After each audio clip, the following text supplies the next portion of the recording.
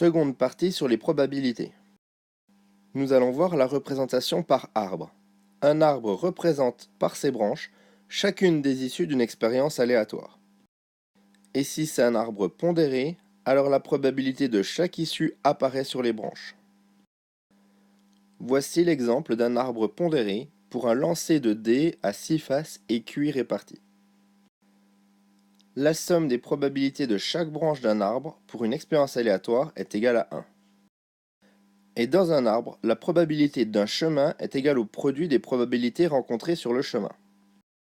Prenons l'exemple d'une urne contenant 5 boules rouges, 3 boules bleues et 2 boules jaunes. On tire successivement 2 boules sans remise. On a donc un total de 10 boules dans l'urne.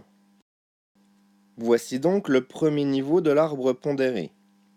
On a donc la probabilité d'avoir une boule rouge au premier tirage, 5 dixièmes, la probabilité d'avoir une boule bleue au premier tirage, 3 dixièmes, et la probabilité d'avoir une boule jaune au premier tirage, 2 dixièmes. On prépare ensuite le second niveau de l'arbre pondéré. Comme on a tiré une boule sur les 10 initiales, le dénominateur sera donc de 9. Comme la première balle tirée était une rouge, il n'en reste plus que 4 au deuxième tirage. Donc la probabilité d'avoir une boule rouge au deuxième tirage, sachant qu'on a une boule rouge au premier tirage, est de 4 neuvièmes. La probabilité d'avoir une boule bleue au deuxième tirage, sachant qu'on a une boule rouge au premier tirage, est de 3 neuvièmes. La probabilité d'avoir une boule jaune au deuxième tirage, sachant qu'on a une boule rouge au premier tirage, est de 2 neuvièmes. On adapte la réflexion pour les branches suivantes.